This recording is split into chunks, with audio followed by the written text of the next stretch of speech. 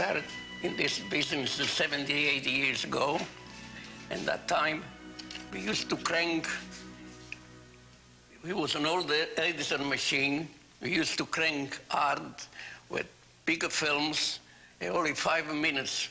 And the first job I had, it was on the Crystal Hall on 14th Street, New York.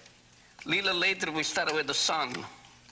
And we had the records and films. But many times, the needle jumped off the record, and boy, that was hell. We had to take off the reel from the machine and rewind again and start all over again. I worked on the Astor in New York and many theaters. And the last job, it was in the King. To close this theater.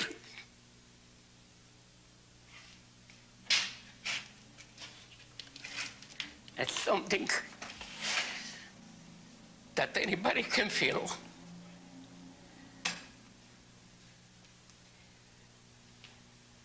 Well, I retired when I was 89 years old, and this was my last job, because when I heard this theater be closed, I couldn't work anymore. Rapp and Rapp, the great Chicago architectural firm which designed the Kings, did not foresee that their theaters could close. They thought that they were built to last forever. But the Kings had its troubles from the beginning. It opened its doors on Flatbush Avenue just in time, shortly before the stock market crash of 1929. Had it been planned for a little later, it might never have opened due to the Depression.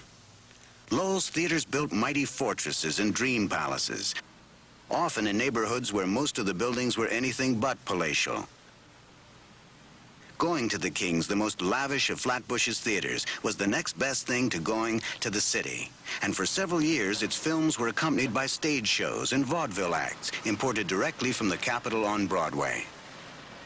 The Kings was decorated by Harold W. Rambush, whose firm also specialized in the decoration of churches. It's a wonderful experience to come here to the King's Theater, which I have not visited during the last 50 years when I actually worked on it. To enter these lobbies that are so lush and rich in their expense and in their concept of design. And we wonder really how these owners and operators and producers of movies who built the theaters, why they made them so rich. Because they had, whether knowingly or unknowingly, realized that besides showing a picture and entertaining the people, they wanted to give them a lift, give them a sense of their own importance. And the public who came into these theaters were, for a short time, for the hours they were here, they felt like kings or barons or wealthy people. So we find in lighting, in mirrors, in murals, in architectural elaboration, it was largely on the Renaissance. A real historian or architectural expert would feel that this was really bastardizing architecture because it was not correct according to any style. Every effort was just made to make it as voluptuous, as gorgeous as possible. No restraint of any kind was put on it. If an effect could be attained in some more or less legitimate historical manner, it was used because it was purely show business. Martha, rambling rose of the wildwood. Round the corner and down your way comes Arthur Tracy, your street singer. Martha, rambling rose of the wildwood. Martha, with your fragrance divine.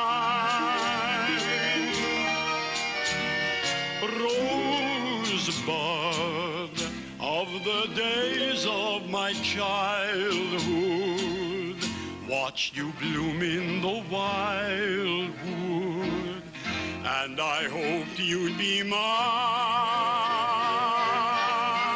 Oh, how wonderful to be back in this King's Theater again, singing on its stage. Brings back the orchestra, the conductor, beautiful audiences. Besides the piano and my violin, there were 25 other musicians at the opening of the King's Theater. The orchestra was conducted by David Pazanski. It was a gala affair that opening week when we played for the opening movie in which Dolores Del Rio was a star. We also played a couple of overtures and accompanied several other famous, then famous actors and actresses who appeared at the opening. Vaudeville began years and years ago with such big names as Eddie Leonard, Eddie Foy and the Seven Foys, Julius Tannen, and as the people came, the theaters grew. You had people like Al Jolson come in, Eddie Cantor, Schnauzer Durante. The theaters turned into big palaces, palaces all over the city and in the hinterland, in the suburbs. And it was a great pleasure to come into a theater like King's, and every visit to find the same people, the same faces sitting in the same seats. For most of us, that is, kids of my age, my generation, our parents came over from the old country, very poor. Rarely did they get into a palace as gorgeous as this. And rarely would they ever have dreamt that their children would, every Saturday, come into their own palace, place themselves, and for 3 hours, behold magic.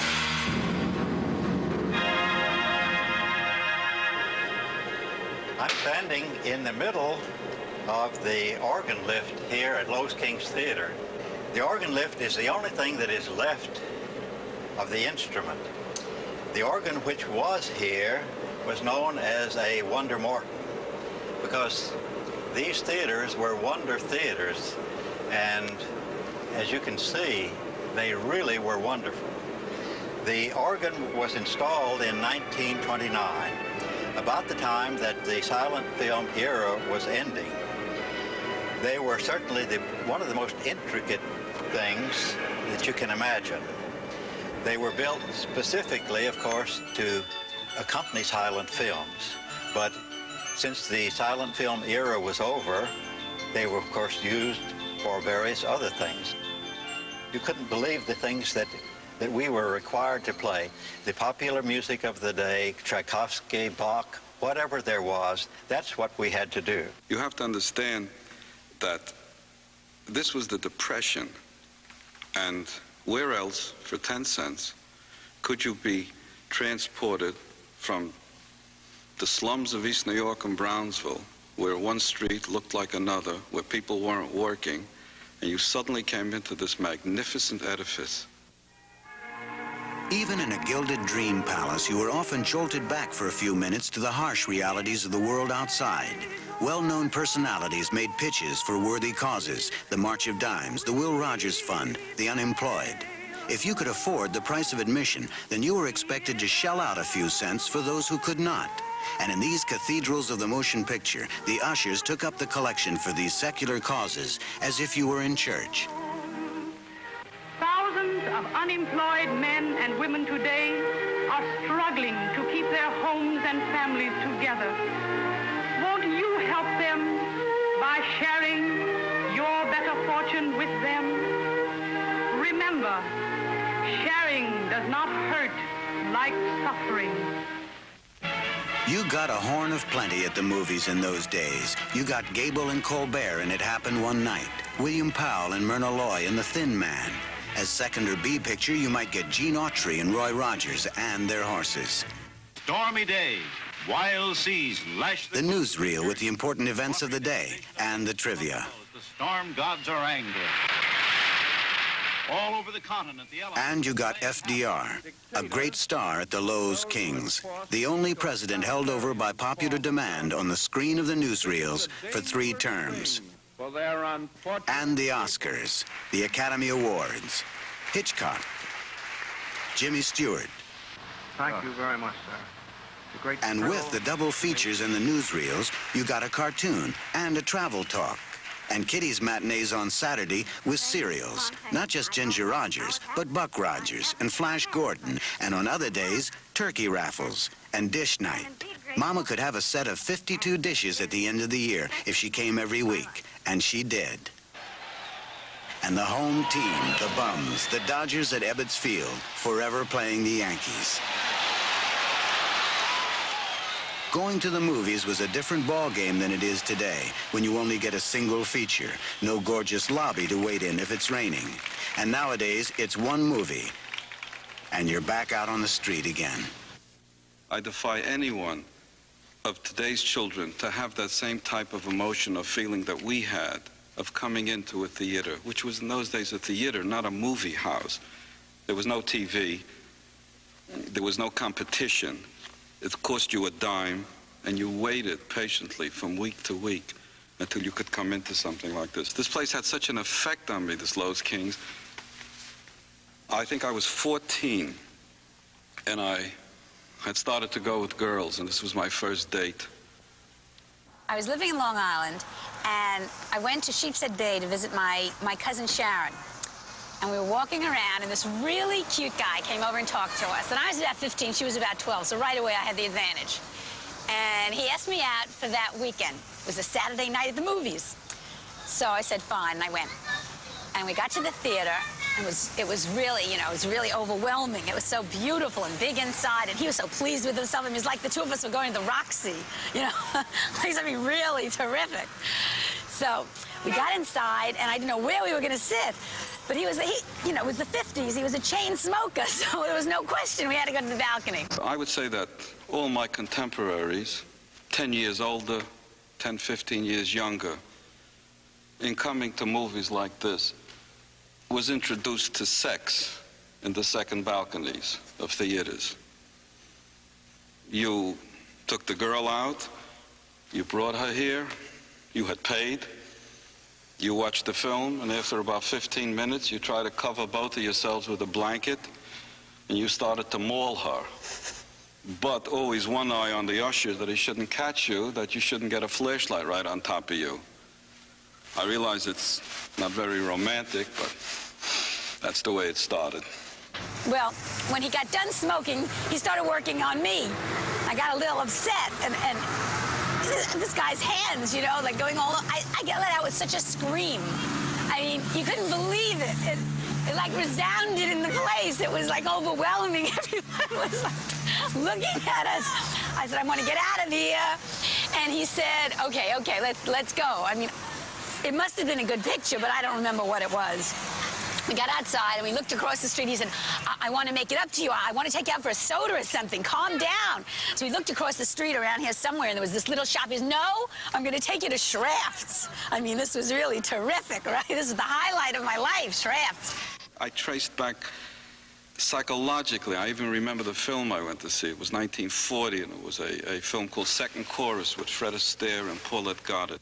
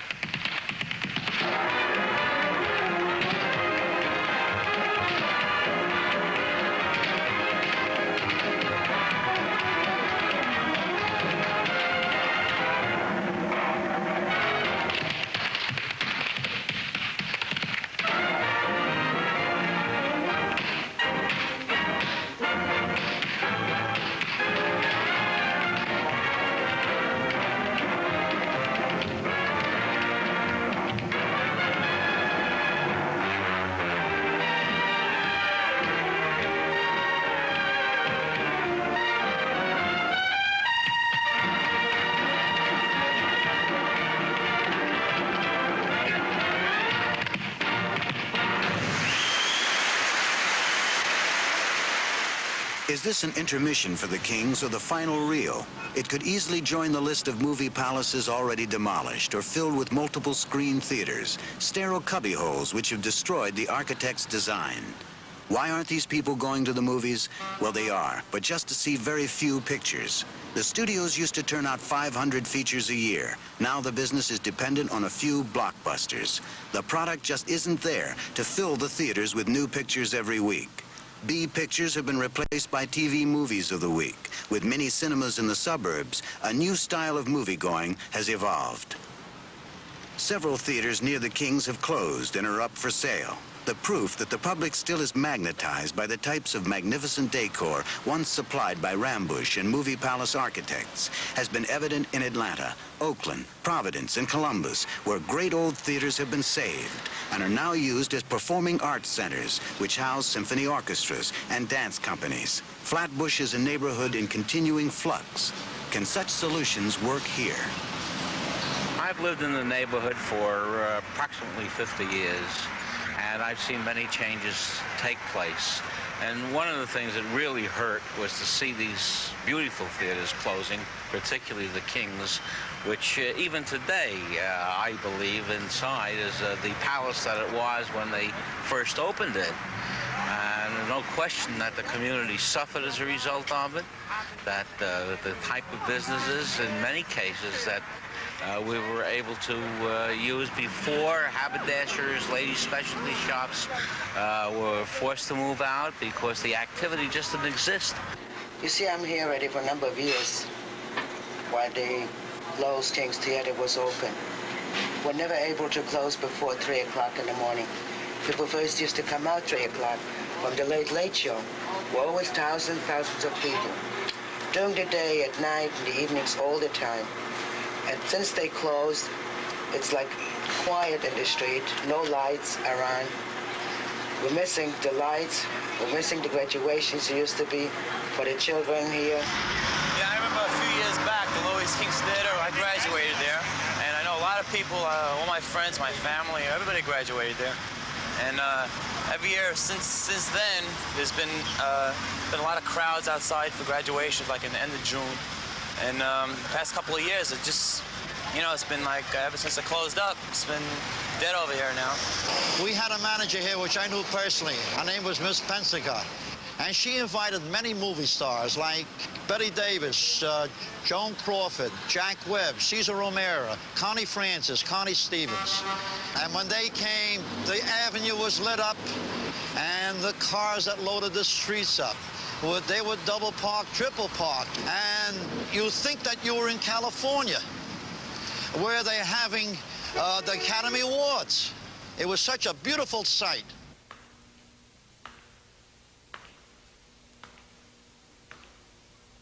Brooklyn's finest showplace. First run hits, it sure was.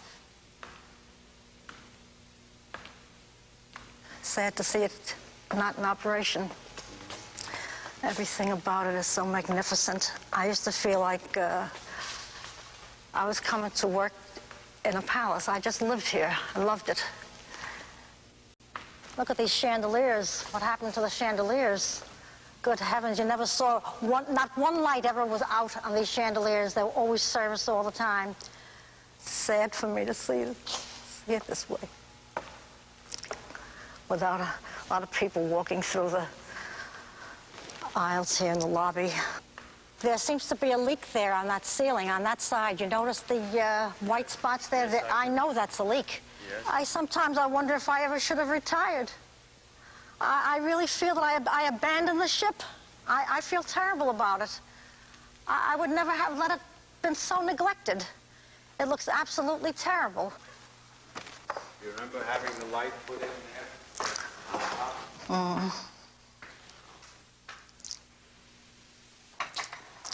Oh, my goodness. Oh, my goodness, look at this. Oh, I don't believe it. How could anybody be so cruel? Oh, my goodness.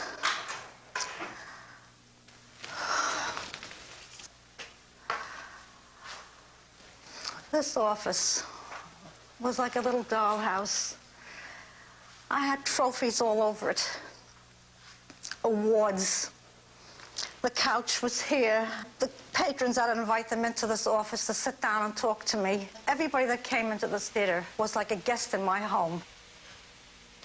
And we had a very, very wonderful staff. Everybody worked here like a family. First of all, you couldn't help but love working in the theater. And when the manager loves the theater and tells them how beautiful everything is and treats them as though they were her own family, they in turn do the same thing. So everybody pitched in here and everybody did an excellent job. We used to pop our own corn every morning before starting. But when the corn keep popping, the smell was so great that even in the midst of the movie, the folks would come out to buy popcorn. We only had Coke and orange, but they got tired of it, and our stand manager, Seal, had the bright idea of mixing Coke and orange and call it Orange Coke, that's right. And that used to sell a lot. I took care of the children, and sometimes were very nice, and sometimes were very bad. In order to keep them happy and keep them satisfied with where they're sitting, I had to break up the children's section into grasshoppers for children under 12 and the seniors and the juniors and all that, and every kid felt so important. They said, oh, I'm going to the grasshopper section. I didn't care where they sat in that particular area because it was near an exit door and they were safe. They were very good children until they started to buy the popcorn. Then when they bought the popcorn, they didn't eat it. They threw it at one another. And they also threw it at the girls. They teased the girls and pulled their hair. And sometimes we had a plain policeman in the audience, which I knew, and they'd show me their badge. So I would tell the children, if you don't behave, I will get the cops over here to put you out. They were little devils. In the 8 years I worked here as an usher, I got to learn a lot about the movie business and how the Kings ran the movie business. It's not that the theater wasn't kept well, it really was kept well. Like this uniform. We always made sure we had good uniforms, and everything was really kept well. Brass was always shined, theater was kept well. Even the prints were always made sure that they were checked, that they were clear and crisp. Every employee, before he went on the floor, had to make sure that he wore or she wore a name plate. The uniform had to be clean. Of course, we used to have their uniforms cleaned every 2 weeks, but their uniforms had to be cleaned. Their shoes had to be polished at all times. They had to wear a tie. Their fingernails had to be clean. And every employee looked like a little dreamboat. I used to call them, are my dreamboats ready? And they used to come out on the floor ready for action. And they felt so great walking up and down those aisles. But that couldn't help. It couldn't help it because the movies that Hollywood was making, okay, could not fill a 4,000, 3,000 seat house, such as the King's Theater. I mean, like, look inside. Just there alone is 2,000 seats. The new theaters coming out now only got about 700 seats, and they don't fill them up that often. One night, some movie, not very hot, was showing, so Paul went into the manager and told her that only one person was in the theater. And I said to him, gee, you know, I said, you're the only person here, whatever, and everybody would like to go home. He goes, no, I paid my money, and we had to all sit there and wait until, you know, he went home. And he sat in the theater with his legs up like a king. We had Gone with the Wind here. We had 10 Commandments. But we would pass by when Jaws came. We would pass by when Star Wars came. Why will you pass by? Well, I don't know. I don't know. Maybe it's because the company just felt that this theater was too much to upkeep. You know, like it costs almost $1,000 a month in electric bills. I don't know how many thousands of gallons of oil had to keep the heat this place. And then the continence maintenance and all this. This is like a gigantic palace. This is like a regular palace. You can look around with the brass, with the, you know, the variety of crystal. I know it has to be maintained. And I mean, the plumbing and everything. And that's what, you know, when you have that kind of cost and you're not getting that much budget, like I'll tell you, the neighborhood was also changing. Flatbush area was changing a lot. A lot of stores were folding up. People weren't coming in often. We even had one time a mugging here. There was only 4 people in the audience. 2 got bored and I guess decided to mug the 3rd. I didn't see so much about the deterioration of the neighborhood because I was always in here and always doing a lot of publicity work, and I was too busy to really take notice. But I would hear about the other theaters, not see what was happening with the holdups there and people being afraid to come out in the evening. And I knew that one day the theater may have to close. It's just impossible to keep it up. And I would be brokenhearted to be the manager of the theater here that was closing up. It would just tear me apart. Nobody could believe we were going to close. They started closing about 3 times. Every time, nobody bought. Everybody was happy. The final day, everybody was so sad. It was really hard because they thought they were going to tear it down to make a church. Then it was a supermarket. Then it was everything you can think of. So everybody was really very sad. Then they reopened, and we thought this was it. No such luck. The Kings was saved in extremis by the Flatbush Development Corporation, a community group which recently acquired the building and intends to keep it open as Brooklyn's finest showplace.